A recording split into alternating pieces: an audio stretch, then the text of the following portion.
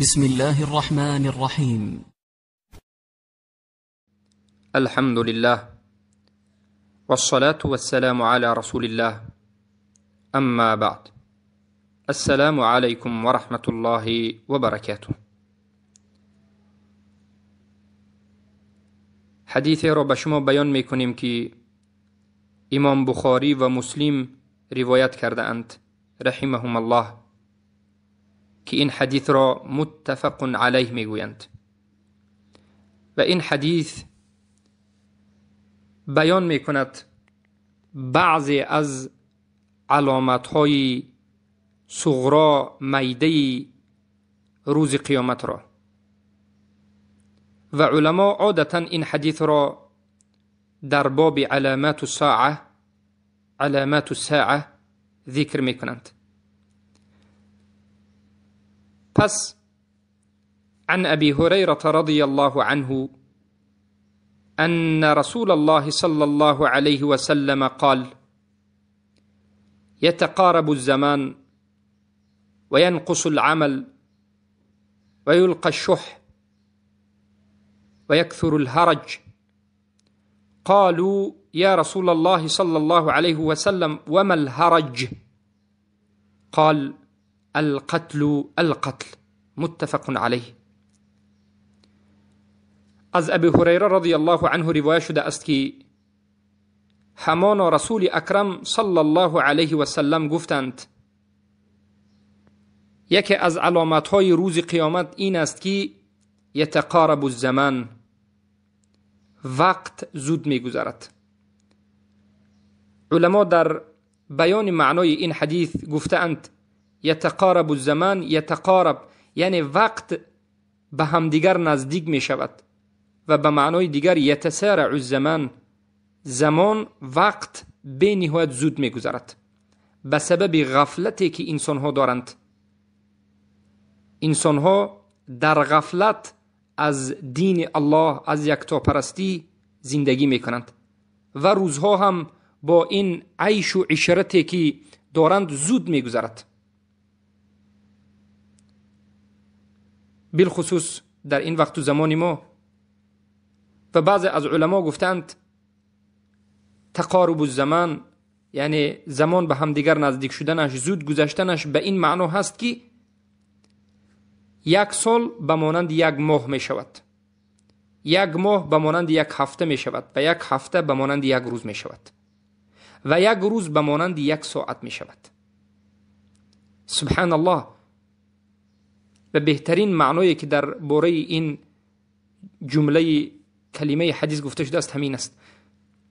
و البته روزی که این حالت آمد، روزی که زمانی که وقتها برکه ندارد زود میگذرد، بدانید که علامت یکی از نشانه های خرد روز قیامت آمده است. قیامت نزدیک است. و بارک الله فیکم در دوام حدیث پیامبر صلی الله علیه و آله میگن دومین علامت، دیگر علامتی خرد روز قیامت این است که و ینقص العمل، عمل کم می شود. عمل به چی کم می شود؟ عمل نمودن به دین الله کم می شود.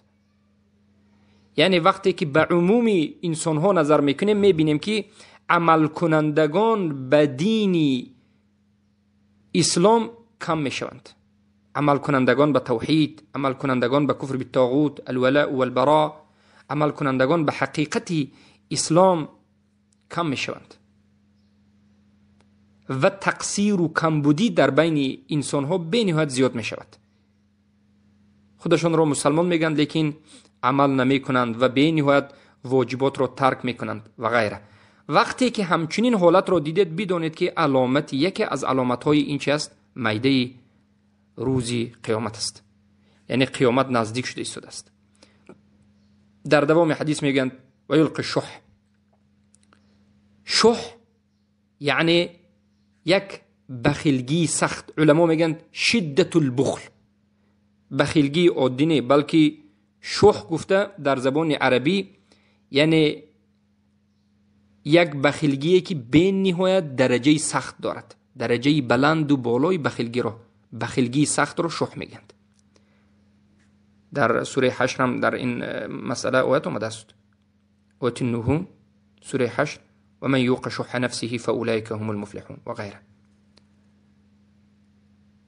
بله این شح یکی از یعنی سبحان الله چیزهایی است که در طبیعت هر یک انسان وجود دارد، لیکن انسان با حرکت، با مجاهده، با توحید این شح را نابود میکند، پیشش را میگیرد، بخیلگی را میدارد و خودش را از بخیلگی نگه میدارد، به کسی دیگری بخیلگی نمیکند. با کمک الله سبحانه و تعالی از شح خودش را نجات میدهد و کسی دیگری را نمیرنجاند، به حرام مرتکب نمیشود. اما یکی از علامت‌های روز قیامت این است، پیش از آمدن روز قیامت همچنین می شود که در بین مردم بخیلگی سخت بینهایت پهن می شود. چنان پهن می شود که سبحان الله حتی مادر به دخترش، پدر و به فرزندش، برادر به برادرش سبحان الله بخیلگی می کنند در مال دنیا. در بین مردم بالعموم در بین مردم بخیلگی پهن می شود و امروز هم ببینید چقدر بخیلگی زیاد است. این هم یکی از علامت های میده روز قیامت است. در دوام حدیث میگن و اکثر الحرج، و حرج زیاد می شود. از رسول الله صلی الله علیه و سلم صحابگان رضی الله عنهم سوال کردند که ای رسول الله معنای این کلمه که شما میگید حرج چیست؟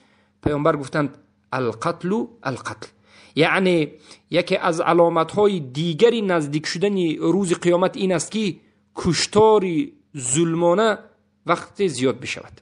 وقتی که در بین مردم کشاکشی زیاد می شود، وقتی که ناحق کسی کشته می شود، وقتی که مسلمان ها ناحق کشته می شوند، وقتی که در روی عالم به نهایت مظلومانه کشته شدگان زیاد می شوند، خونریزی های ناحق زیاد می شود، قتلی ناحق زیاد می شود، بدانید که قیامت نزدیک است. سبحان الله. پس این حدیث متفق علیه است که پیامبر صلی الله علیه و سلم گفتند. بارک الله فیکم. امروز هم میبینیم که یتقارب الزمان، زمان ها زود میگذرد.